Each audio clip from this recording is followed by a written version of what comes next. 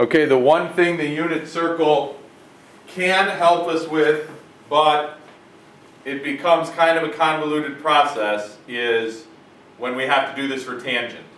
Okay? We know what to do if we get a sine of x equals something. We look for a y coordinate. We know what to do when we get the cosine of something. We look for an x coordinate. Alright? But what about tangent? Tangents, if you recall, are y coordinates over x coordinates. So identifying the angles when we see the tangent, why isn't that showing up? That's weird.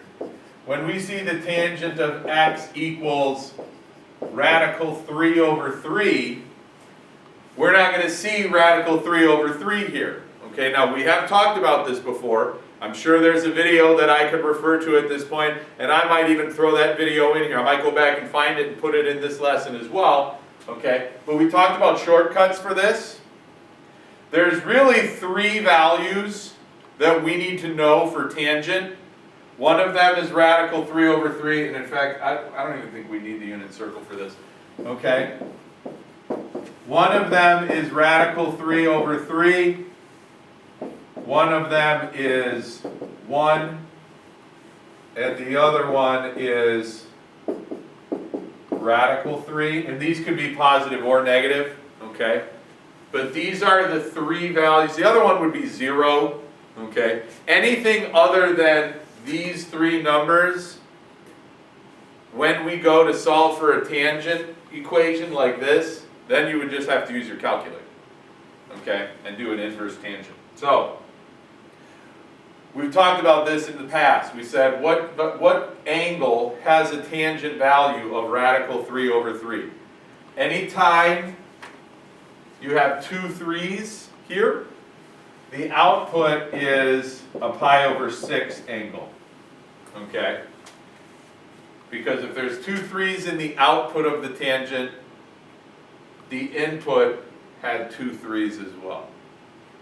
2 3's make up a 6. That's just a quick way to remember that, okay? Again, I've got a different video that goes into better detail. Maybe we should throw that one out there. I don't know if there's a video actually. Okay? What about 1? Well, that would be an x coordinate, or excuse me, a y coordinate over an x coordinate that were the same. Because if you put 2 things in a fraction that are exactly the same, you get an output of 1. So which angles that are on the unit circle, if we're still in that mode, what angles that are on the unit circle have a y coordinate and x coordinate that are exactly the same? Those angles are at pi over 4's. Now I'm only writing pi over 6, but my answers here could be pi over 6, 5 pi over 6, 7 pi over 6, or 11 pi over 6, right? Because those are the pi over 6 angles that are on the unit circle. And then last but not least, if we get a tangent of some angle that is radical 3, that angle has 1 3, like pi over 3. And again, it could be pi over 3, 2 pi over 3, 4 pi over 3, or 5 pi over 3. Those are the 4 pi over 3 angles that exist on the unit circle that we see. Okay? So, use this as a reference for when we get to tangent. Use the unit circle for when we get to problems that involve sine and cosine. Okay?